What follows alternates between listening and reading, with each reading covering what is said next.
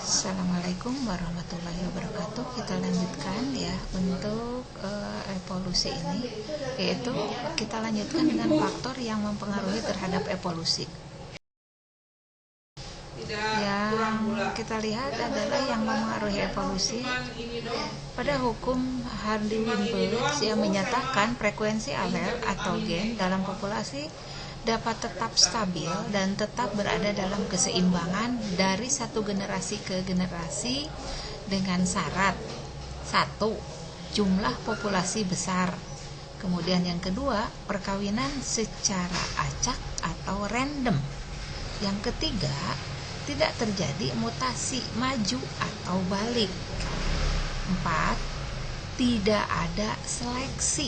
Yang kelimanya, tidak ada migrasi. Berikutnya, frekuensi gen adalah perbandingan antara suatu gen atau genotip dengan gen atau genotip yang lain di dalam suatu populasi. Andaikan frekuensi alel A P, frekuensi alel A menjadi Q, maka kemungkinan kombinasi spermatozoa dan sel telur heterozigot A besar A kecil dikawinkan menjadi A besar A kecil, maka di dalamnya ada P plus Q kuadrat ya, sama dengan 1P ditambah 1Q sama dengan 1P sama dengan 1 min Q. Ovum atau sperma di sini misalnya dengan A, kemudian A besar A kecil. Nah, kemudian untuk A besar di sini terdiri dari A besar ya dengan P kuadrat. Kalau misalnya A besar A kecil itu menjadi PQ. Kemudian untuk A kecil di sini yang diganti dengan Q, maka ada A besar A kecil yaitu P kali Q, kemudian A kecil menjadi Q kuadrat.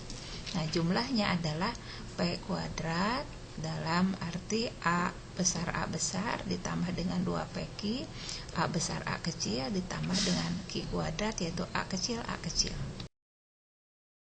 Nah, menghitung frekuensi gen kodominan di sini bisa dilihat ya, ini dari 1.000 orang penduduk yang diperiksa golongan darahnya berdasarkan sistem MN didapatkan 640 orang bergolongan M ya, kemudian 320 MN dan 40 orang N.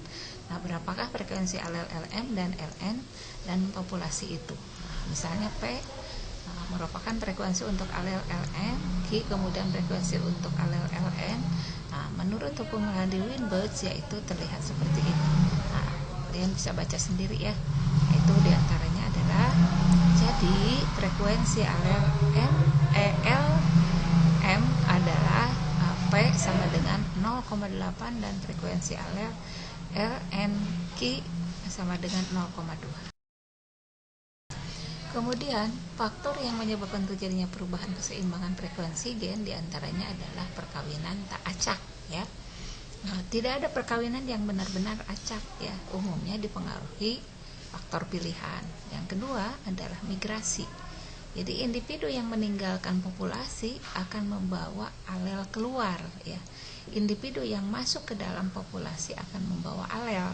Nah, pergerakan alel antar populasi disebut arus gen.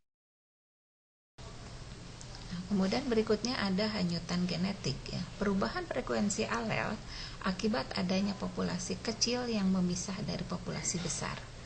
Yang keempat, seleksi alam. A diantaranya adalah organisme yang dapat menyesuaikan diri dengan lingkungannya yang baru akan dapat mempertahankan kelangsungan hidupnya.